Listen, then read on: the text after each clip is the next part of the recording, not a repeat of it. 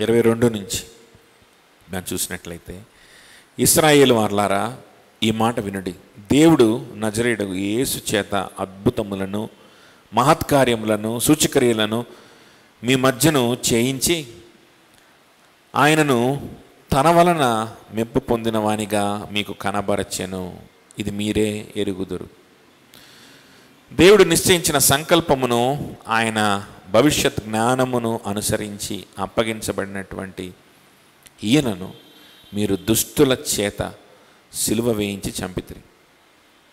మరణము ఆయనను బంధించి ఉంచుట అసాధ్యము కనుక దేవుడు మరణ వేదనలు తొలగించి ఆయనను లేపెను అని ఇక్కడ పేతురు చెప్పడం కొనసాగిస్తూ ఉన్నాడు. దీనికంటే ముందు మనం చూసాం ఏంటి అని అంటే, యోవేలు గ్రంథం నుంచి పేతురు చెప్పినటువంటి వాక్యం. యోవేలు గ్రంథంలో నుంచి అంత్య దినాన దేవుడు తన ప్రజల మీద, అందరి మీద, తన ప్రజలు ఎక్కడుంటే అక్కడ, ఏ భాష అయితే ఆ భాష ప్రజల మీద, ఎవరి మీద కావచ్చు, తన ప్రజల మీద ఎవరిని కుమ్మరిస్తాడు? పరిశుద్ధాత్మను కుమ్మరిస్తాడు. అప్పుడు వారు ప్రవచన చేస్తారు, సువార్త ప్రకటిస్తారు. దాని అర్థం సువార్త ప్రకటిస్తారు. మనందరం కూడా సువార్త ప్రకటింపబడుతున్నటువంటి కాలంలో ఉన్నాం. సువార్త మన చెవులలో ఉంది. దానికి స్పందించవలసిన బాధ్యత కలిగిన వారమై ఉన్నాం. దాన్ని గాస్పెల్ కాంటెక్స్ట్ అనుకున్నాం కదా. నువ్వు వేరే వేరే కాంటెక్స్ట్లో మీరు బ్రతకొచ్చు. మీకు ఎగ్జామ్స్ ఉండొచ్చు, మీరు విద్యార్థి కావచ్చు, మీకు అప్పులు ఉండొచ్చు, మీరు ఉద్యోగస్తులు కావచ్చు, మీరు ఎవరైనా కావచ్చు. కానీ ఈ కాంటెక్స్ట్ని మర్చిపోయి ఇంకా ఎందులో మీరు బ్రతికినా సరే అది వ్యర్థమైన బ్రతుకు. గుర్తుపెట్టుకోండి, దానివల్ల ఉపయోగం లేదు. నిత్యమైన నరకాగ్నిలోకి నువ్వు వెళ్తున్నావు. నువ్వు విశ్వాసవి కాదు. ఎప్పుడు వేరే బాధ్యతల గురించి ఆలోచించొద్దానంటే ఆలోచించు, కానీ దీన్ని మర్చిపోయి ఎంత పెద్ద ఉపద్రవం వచ్చినా, సూర్యుడు చీకటి కమ్మినా, చంద్రుడు రక్తవర్ణం అయినా సరే ఈ కాంటెక్స్ట్ని మర్చిపోకూడదు. అఫ్కోర్స్ సూర్యుడు చీకటి కమ్మితే దీపం వెలిగించుకో, తప్పులేదు. కరువు వస్తే ఆహారం కూర్చుకో, తప్పులేదు. కానీ దీన్ని మర్చిపోయి కాదు. దేన్ని మర్చిపోయి కాదు? సువార్త నాకు ఇంకా వినిపిస్తుంది అనే విషయాన్ని మర్చిపోయి ఏది కూడా నువ్వు చేయడానికి వీల్లేదు. సువార్త నాకు వినిపిస్తున్న, చెవులో ఉంది నా సువార్త. ఈ సువార్తకు నేను స్పందిస్తున్నానా లేదా? ఈ సువార్తకు నేను లోబడ్డానా లేదా? ఈ సువార్తకు లోబడే బ్రతుకుతున్నానా లేదా? దీనికి నేను స్పందిస్తున్నానా లేదా? ఏం చేయాలి ఈ సువార్తని అని ఆలోచన లేకుండా బ్రతికితే ఆ బ్రతుకు వ్యర్థము. నువ్వేం సాధించినా అది వ్యర్థమే. ఇది యోవేలు గ్రంథం ద్వారా పేతురు చెప్పినటువంటి విషయం. ఆ తర్వాత ఈ విధంగా చెప్తా ఉన్నాడు. ఏ విధంగా చెప్తున్నాడంటే, ఇశ్రాయేలు ప్రజలారా అని యూదులకు మరి ముఖ్యంగా అడ్రస్ చేసి చెప్తా ఉన్నాడు. యూదులకు ఏం చెప్తాడంటే, దేవుడు నజరేయుడగు యేసు చేత అద్భుత క్రియలు, మహత్కార్యములు, సూచక్రియలు జరిగించుకున్నాడు. ఆయనను ఆయన ఆమోదించాడు. కానీ మీరేం చేశారంటే, ఆయనను ఏం చేశారు? మీరేం చేశారు? ఆయనను దుష్టుల చేతికి అప్పగించారు. దుష్టులు ఆయన్ని సిలువ వేసి చంపేశారు. కానీ మరణము ఆయన్ని బంధించి ఉంచలేకపోయింది. కాబట్టి ఆయన మూడో దినాన తిరిగి లేచాడు అని అక్కడ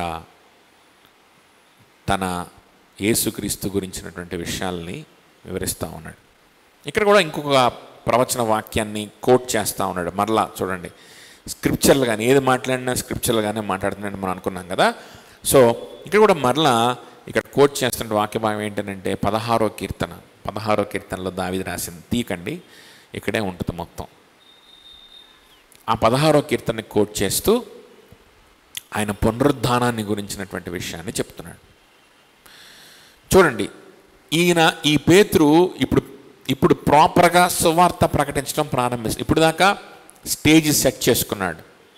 అది కూడా సువార్తే, ఇప్పుడు దాకా అవసరాన్ని సువార్త యొక్క, ఇది కూడా సువార్త చెప్పిన దాంట్లో భాగమే. ఇదిగో నేను చెప్పేటువంటి విషయాలు మీకు అవసరం. ఎందుకు అనంటే ఆయన తిరిగి రాబోతున్నాడు. నేను చెప్పేది మీకు అవసరం, ఎందుకంటే ఆయన రాజు.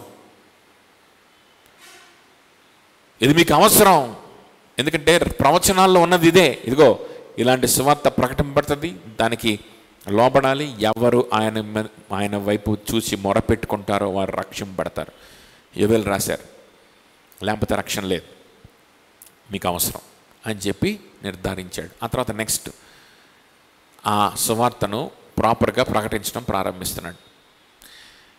ఈ సువార్తలో ఏమేమి అంశాలు పేతురు మెన్షన్ చేశాడు అని అంటే, మినిస్ట్రీ ఆఫ్ జీసస్ క్రైస్ట్, యేసుక్రీస్తు చేసిన పరిచర్యని మెన్షన్ చేశాడు. ఆ తర్వాత క్రూసిఫిక్షన్, యేసుక్రీస్తు సిలువని మెన్షన్ చేశాడు.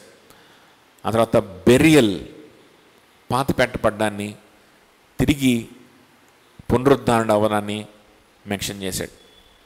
ఆ తర్వాత అసెన్షన్, ఆరోహణం అయ్యే విధానాన్ని, అలాగనే ఆయన ఆరోహణమైన తర్వాత ఇంకా వారి మధ్యలో ఎలా పనిచేస్తున్నాడు అనేటువంటి విషయాన్ని మెన్షన్ చేశాడు. సో ఫస్ట్ 4 పాయింట్లు: మినిస్ట్రీ, క్రూసిఫిక్షన్, బెరియల్, రెజరక్షన్. ఈ ఫస్ట్ 4 పాయింట్లు ఫస్ట్ పారాగ్రాఫ్లో మెన్షన్ చేశాడు. దానికి ఆధారంగా 16వ కీర్తనలో ఉన్నటువంటి వాక్యాన్ని చూపించాడు. లాస్ట్ 2 ఆయన ఆరోహణం అవ్వడం, ఆరోహణమైన తర్వాత ఇంకా సజీవుడిగానే ఉండి తన ప్రజల మధ్యలో పనిచేయడం. దాని గురించి ఈ 2 పాయింట్లేమో సెకండ్ పారాగ్రాఫ్లో, సెకండ్ స్పీచ్లో ఆయన చెప్పాడు. దానికి ఆధారంగా చూపించిన వాక్య భాగమేమో 110వ కీర్తనలో నుంచి వాక్య భాగాలు చూపించాడు. ఓకేనా? సో ఇవన్నీ ఎవరి గురించి? Ministry, crucifixion, burial, resurrection, ascension, ఇవన్నీ ఎవరి గురించి? యేసుక్రీస్తు గురించే, ఇంకెవరి గురించి కాదు. కాబట్టి సువార్త అంటే ఏంటి? సువార్త అంటే ఎవరి గురించి చెప్పడం? యేసయ్య గురించి చెప్పడాన్ని సువార్త అంటారు. ఇంకెవరో గురించి, మన గురించి మనం చెప్పుకోవడాన్ని సువార్త అనరు, దాన్ని వాక్యం అనరు, దాన్ని ప్రవచనం అనరు. యేసయ్యను గురించి చెప్పడాన్ని, ఆయన గురించిన విషయాలను వివరించడాన్నే ఏమంటారు? సువార్త చెప్పడం అన్నా, ప్రవచించడం అన్నా అర్థం అది. వాక్యం చెప్పడం అన్నా అర్థం అదే. అన్నీ ఒకటే. వాక్యం వేరు, సువార్త వేరు కాదు. ప్రవచనం ఇంకో మూడోది కాదు. ప్రవచనం అన్నా, వాక్యం చెప్పడం అన్నా, సువార్త చెప్పడం అన్నా ఒకటే, గుర్తుపెట్టుకోండి. ఇంకో 4వ పదం కూడా నేను వాడతా. అదేంటో తెలుసా? సాక్ష్యం చెప్పడం అన్నా కూడా ఒకటే. అర్థమవుతుందా? వాక్యం చెప్పడం అన్నా, వాక్యానికి ఫలానా స్పీకరు, సాక్ష్యానికి ఫలానా స్పీకరు, సువార్తకి ఫలానా స్పీకరు ఉండరు. అన్నీ ఒకటే. అర్థమవుతుందా? కొన్ని సభల్లో, పల్లెటూర్లలో 2 ఫోటోలు వేస్తారు. ఒక ఫోటో కింద ఏమో వాక్యోపదేశకులు, ఇంకో ఫోటో కింద సాక్ష్యం. ఈ 2వ క్యాండిడేట్ వచ్చి ఏం చెప్పడం అన్నమాట, ఉట్టి సాక్ష్యం 1 గంట సేపు చెప్తారు. ఎక్కువ కొంతమంది ఆడవాళ్ళని పిలుస్తారు, ఇట్లాంటి వాళ్ళని పిలుస్తారు, హిజ్రాలను పిలుస్తారు. సాక్ష్యం ఆడొచ్చి స్టోరీలు చెప్తాడు అనమాట. వచ్చి వాళ్ళ భర్త గురించి, వాళ్ళ భర్త ఎట్ట తన్నాడు, ఎట్ట కొట్టాడు, ఎట్ట ఈడ్చిడ్చి కొట్టాడు, జుట్టు బీకి ఎట్ట తన్నాడు, ఇవన్నీ చెప్పు. లేకపోతే ఇక ఇవన్నీ ఏవో చెప్తాడు, స్టోరీలు చెప్తారు అనమాట. దానికి ఒక ప్రత్యేకమైన ఒక సెషన్ ఉంటుందండి, 1 గంట సేపు. వాక్యం మళ్ళా వేరే. చూడండి, సాక్ష్యం అన్నా, వాక్యం చెప్పడం అన్నా ఒకటే, సువార్త చెప్పడం అన్నా ఒకటే, సాక్ష్యం చెప్పడం అంటే కూడా ఒకటే. తెలుసా మీకు ఆ విషయం? సాక్ష్యం చెప్పడం అని అంటే యేసుక్రీస్తు నీకు ఇచ్చినటువంటి విశ్వాసం ఎట్లాంటిదో, ఆ విశ్వాసాన్ని బట్టి నీకు ఎలాంటి కృపనిస్తా వచ్చాడో, నీ జీవితాన్ని ఎలా మారుస్తూ వచ్చాడో, ఆయన కోసం నువ్వు బ్రతుకుతూ ఉన్నప్పుడు నీ జీవితాన్ని ఎలా మారుస్తూ వచ్చాడో, నీ ఆలోచనలు ఎలా మారుస్తూ వచ్చాడో చెప్పడాన్నే సాక్ష్యం అంటారు.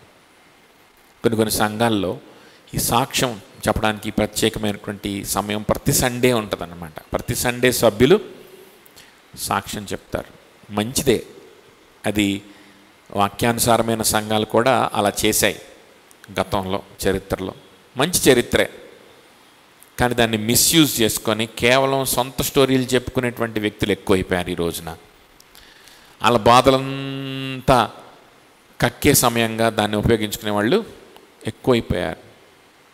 కాబట్టి దాన్ని చాలామంది మానేశారు. కానీ యాక్చువల్గా నిజంగా రక్షింపబడినటువంటి వ్యక్తులు దేవుడు వారి మనసులను ఎలా మారుస్తున్నాడు, వారు ఈ వారం దేవునికి ఎలా తప్పిపోయారు, దేవుని నుంచి ఎలా దూరం అయిపోయారు, దేవుని నుంచి దూరం అయిపోతే దేవుడు వాక్యాన్ని చూపించి ఏ విషయంలో వాళ్ళు దూరం అయిపోయారు. ఇదిగో పలానా ఇందా మనం మాట్లాడుకున్నట్లు, ఇదిగో పలానా ఇది మొరాలిటీ అనుకున్నాను, ఇదిగో దీన్ని నా బాధ్యత అనుకున్నాను, ఇదిగో ఇది గొప్ప విషయం అనుకున్నాను, నేను దీని మీదే మనసు అంతా పెట్టాను. మనుషుల వైపు వెళ్ళిపోయింది నా మనసు, హృదయంలోకి మనుషులు వచ్చేసారు, దేవుడు వెళ్ళిపోయాడు. అది అర్థం చేసుకున్న నేను అలర్ట్ అయ్యాను, ప్రభు దగ్గరికి వెళ్ళాను. ప్రభా, నీ నుంచి నేను దూరం అవ్వకూడదు అయ్యా, ఎట్టి పరిస్థితిలో నీ నుంచి నేను దూరం అవ్వకూడదు. నా కోసం పాపంగా మారిపోయింది నువ్వు, నన్ను సమాధానపరుచుకున్నది నువ్వు నా హృదయంలో ఉండాలి. నేనేది చేసినా నీ కోసం చేయాలి. నేనేదో నా సొంత మొరాలిటీని ప్రకటించుకోవడానికి చేస్తే అది వ్యర్థమైపోద్ది, దానివల్ల ఎవరికి ఉపయోగం ఉండదు అని నేను ప్రభు దగ్గరికి వెళ్తే ప్రభు దగ్గర నాకు క్షమాపణ దొరికింది. దేవుడు నన్ను సరి చేశాడు. ఇదిగో పలానా విషయాలు నేను తీసివేసుకున్నాను, ఇదిగో పలానా ఈ సమయాన్ని వృధా చేసేటువంటి పరిస్థితులను తీసివేసుకున్నాను, నా హృదయాన్ని ఆక్యుపై చేసే ఆలోచనలు తీసివేసుకున్నాను, దేవుడు నన్ను సరి చేశాడు అని చెప్తే ఎంత ఆశీర్వాదకరం సంఘానికి. యేసే నా కోసం మరణించాడు, నన్ను ఈ విధంగా పరిపాలిస్తున్నాడని సువార్తే ప్రకటిస్తున్నావు నువ్వు. కాబట్టి ప్రవచించడం అన్నా, సువార్త ప్రకటించడం అన్నా, సాక్ష్యం చెప్పడం అన్నా ఏదైనా ఒకటే అయింది. అగిదా అవదా? ఈ విధంగా సాక్ష్యం చెప్తే అదే సువార్త, అదే ప్రవచనం, అన్నయ్యే. దేవునితో మాట్లాడినటువంటి వాక్యాలను తీసుకొచ్చి చూపిస్తావు, అన్నయ్యే. కాబట్టి ఇదంతా కూడా ఒకటే. ఇంకొకటి, పుల్పిట్ మీద జరిగేటువంటి కార్యక్రమం, సంఘంలో జరగవలసిన కార్యక్రమం కూడా ఇదే. సంఘంలో ఉన్న ప్రతి ఒక్కళ్ళు, స్త్రీలని పురుషులని భేదం లేకుండా ప్రతి ఒక్కరి మీద పరిశుద్ధాత్మ కుమ్మరింపు ఉంది. ప్రతి ఒక్కరికి దేవుడు అందుబాటులో ఉన్నాడు. ప్రతి ఒక్కరూ ప్రవచిస్తారు. ప్రతి ఒక్కరికి నేను ఇస్తాను, ఈ విధంగా నేను చేసేలాగా చేస్తానని చెప్తా ఉన్నప్పుడు పులిపిట్ మీదనే ఇది కాకుండా వేరే ప్రకటింపబడుతున్నాయి అని అనుకో, పులిపిట్టికే దిక్కు లేకపోతే ఇంకా సంఘంలో ఉన్నటువంటి ప్రజలేం ప్రవచిస్తారు? పులిపిట్ మీద నించున్నాడే కథలు చెప్తే, పులిపిట్ మీద నించున్నాడే ఆదర్శాలు చెప్తే, పులిపిట్ మీద నించున్నాడు ఫిలాసఫీలు చెప్తే, పులిపిట్ మీద నించున్నాడు మోటివేషన్లు చేస్తే, పులిపిట్ మీద నించున్నాడు ఓదార్పు యాత్ర చేస్తే,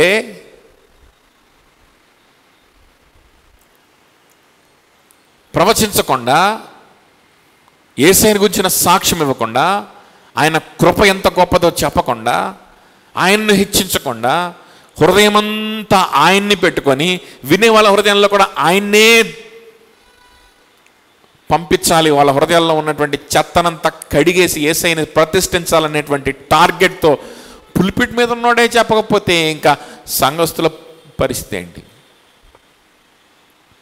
అదవుతుందా? కాబట్టి ఇలాంటి సంఘాలు, ఇలాంటి పుల్పిట్స్ స్థాపించబడాలి అనే ఉద్దేశంతోనే పరిశుద్ధాత్మ దేవుడు భూమి మీద ఒక గంభీరమైన కార్యం చేశాడు. ఆ రోజు అద్భుతం చేశాడు. ఆ రోజు ఆ అద్భుత కార్యంలో పరిశుద్ధాత్మ దేవుడు చేసినటువంటి కార్యం ఏంటి అని అంటే, వాక్శక్తిని అనుగ్రహించి ప్రవచించేలాగా చేశాడంట, సువార్త చెప్పేలాగా చేశాడంట, క్లియర్ సువార్తను ప్రకటించేలాగా చేశాడు. కాబట్టి పేతురు క్లారిటీగా సువార్తను ప్రకటిస్తున్నాడు.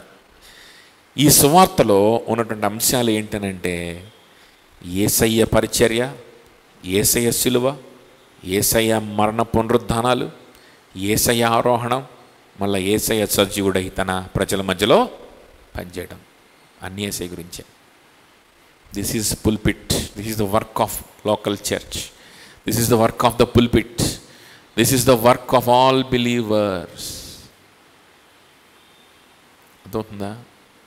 దీనికి మించినటువంటి టాస్కులు ఏమీ లేవు, గుర్తుపెట్టుకోండి ఒక విశ్వాసికి.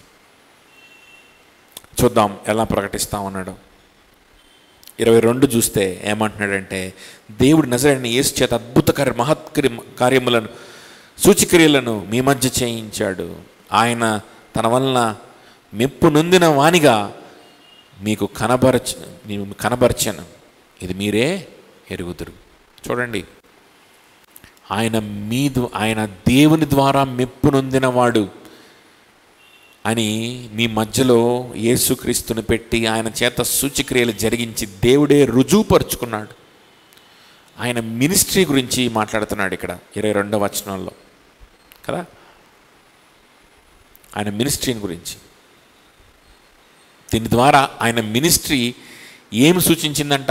ఆయన దేవుని ద్వారా పంపబడినవాడు, అంటే ఆయన దేవునితో సమానుడు. దేవుడే స్వయంగా ఒక వ్యక్తిని పంపించి తన క్రియలు జరిగించుకుంటున్నాడంటే వాడు దేవునితో సమానుడై ఉంటేనే జరిగించుకుంటాడు. ఎవరిని పడితే వాడితో జరిగించుకోడు.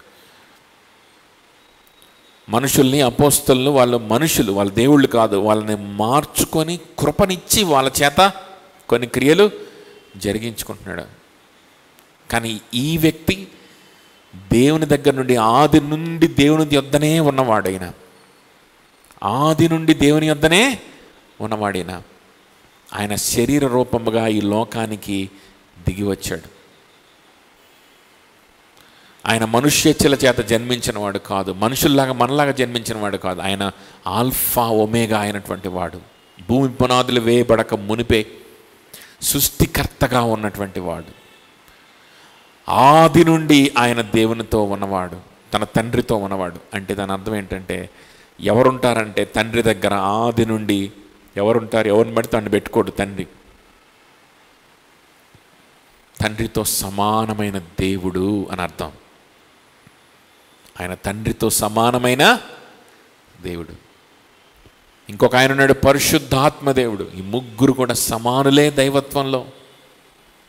ముగ్గురు వ్యక్తులు ఉన్నారు, ముగ్గురు దైవత్వంలో సమానులే. పరిశుద్ధాత్మ దేవుడు, యేసుక్రీస్తు ప్రభు దేవుడు, తండ్రి అయినటువంటి దేవుడు. కానీ ముగ్గురు దేవుళ్ళు కాదు, ముగ్గురు దేవుళ్ళు కాదు. ఎందుకంటే వీళ్ళు ముగ్గురు కూడా ఒకే యూనిట్గా పనిచేస్తారు, ఒకే ఐకమత్యంతో పనిచేస్తారు, ఒకే ప్రేమ చేత బంధింపబడి ఉన్నారు. కాబట్టి వీళ్ళ ముగ్గురిని కూడా ముగ్గురు దేవుళ్ళు అనడానికి లేదు, ఒకడే దేవుడు అనాలి. అంత ప్రేమ చేత వీళ్ళు ముగ్గురు కూడా బంధింపబడి ఉన్నారు. అర్థమవుతుందా? దీన్ని ఏమంటారంటే త్రిత్వం అంటారు. త్రిత్వమై ఉన్నటువంటి త్రియేక దేవుడు. కాబట్టి ఈయన దైవత్వాన్ని సూచిస్తుందంట ఆయన చేసినటువంటి పరిచర్య, ఆయన చేసిన సూచక్రియలు ఆయన దైవత్వాన్ని మనకు రుజువు చేస్తున్నాయి. ఒక సృష్టికర్త మాత్రమే చేయగలిగినటువంటి విషయాలు, దేవుడు మాత్రమే క్షమించగలిగినటువంటి క్షమాపణ కార్యాలు, దేవుడు మాత్రమే చేయగలిగిన స్వస్థత క్రియలు ఆయన చేశాడు.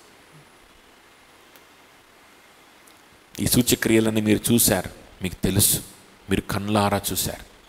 ఇది చరిత్ర అని గడిచిన చరిత్రని పేతురు అక్కడ ఉన్నటువంటి యూదులకు ఏం చేస్తాడంటే జ్ఞాపకం చేస్తున్నాడు. This is his ministry. ఆ తర్వాత చూడండి 23వ వచనం.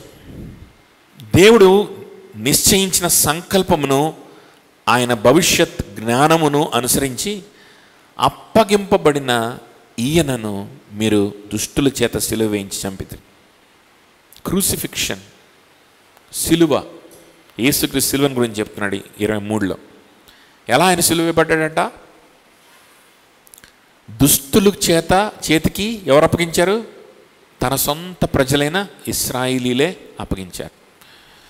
అన్యులకు అప్పగించారు. వాక్యం తెలిసిన వాళ్ళే, దేవుడెవరో తెలిసిన వారే, వాక్యం సరిగ్గా చదవాల. దేవుడు వారి మధ్యలో ఉంటే కూడా దేవుణ్ణి చూడలేకపోయారు, గుర్తుపట్టలేకపోయారు, జ్ఞానం లేకపోయారు. అటువంటి వాళ్ళు ఏం చేశారంట? ఈయనను దుష్టుల చేతికి అప్పగించేశారు, విగ్రహారాధికుల చేతికి అప్పగించేశారు. అప్పుడు ఆ విగ్రహారాధికులు ఆయన ఏం చేశారంట? సిలువ వేశారు. బాగానే ఉంది. But that is not the end of the explanation. అంతటితో అయిపోలే ఎక్స్ప్లెనేషన్. దానికంటే ముందే మాట మాట్లాడాడు చూసారా? సరే, జరిగింది ఇదే.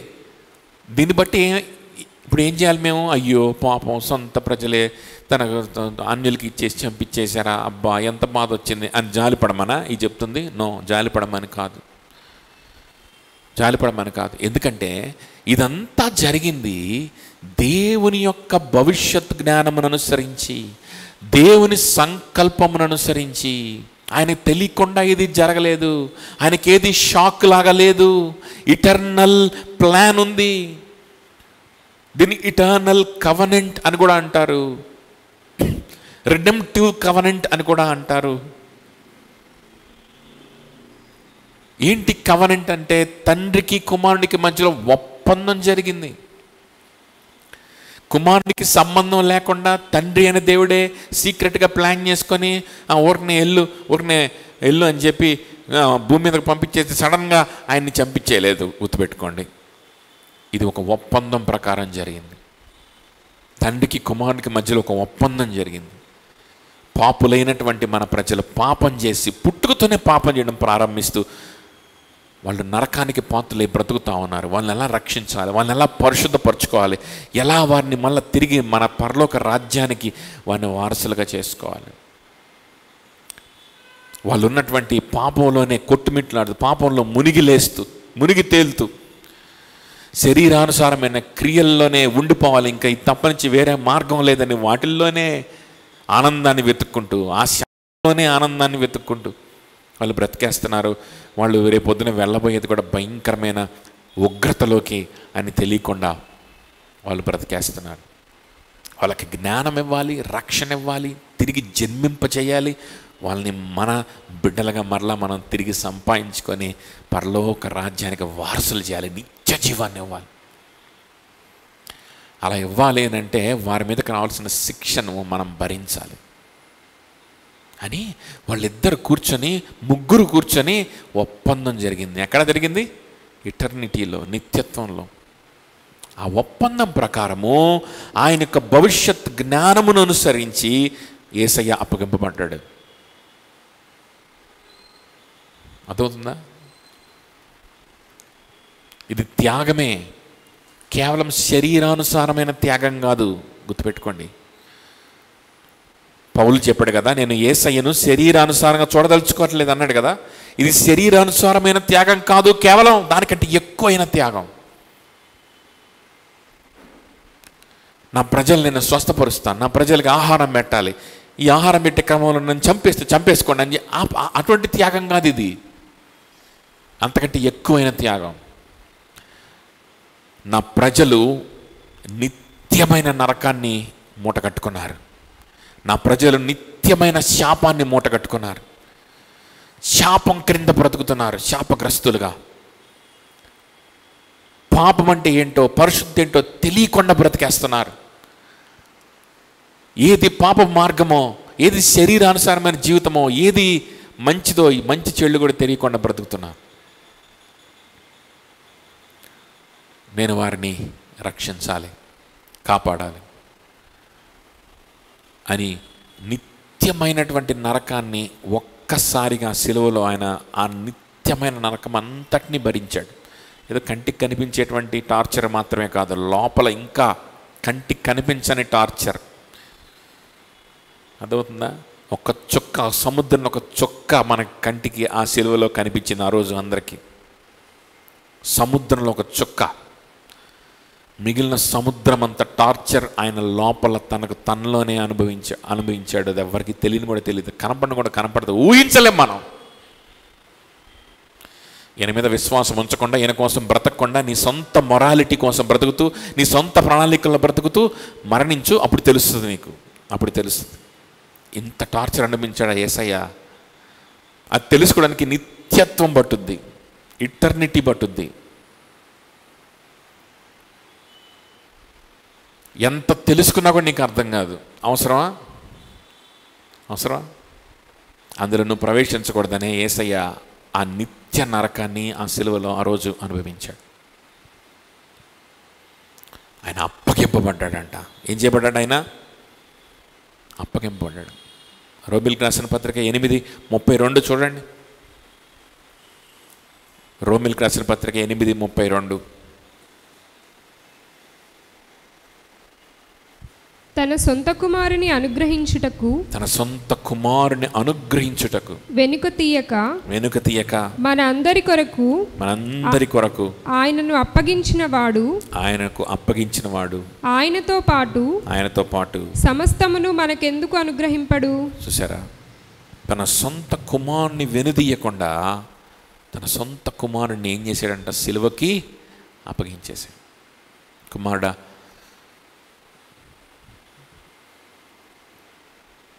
మనం న్యాయవంతులం. నేను న్యాయవంతుడిని, దేవుడు న్యాయవంతుడు, నీతి కలిగినటువంటి వాడు, పరిశుద్ధుడు. మన పరిశుద్ధతకు వ్యతిరేకంగా మనం ఏం చేయలేం కదా. ఏం చేయలేం. మరి పాపం చేసినటువంటి పాపం మీద శిక్ష పడకుండా వదిలేస్తే అది మన పరిశుద్ధతకు తగినటువంటి క్రియ అవుతుందా? అవదు.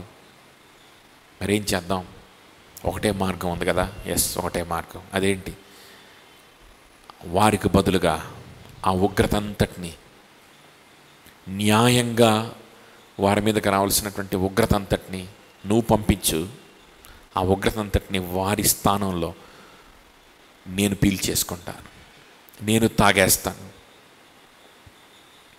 ఉగ్రతను కుమ్మరించు,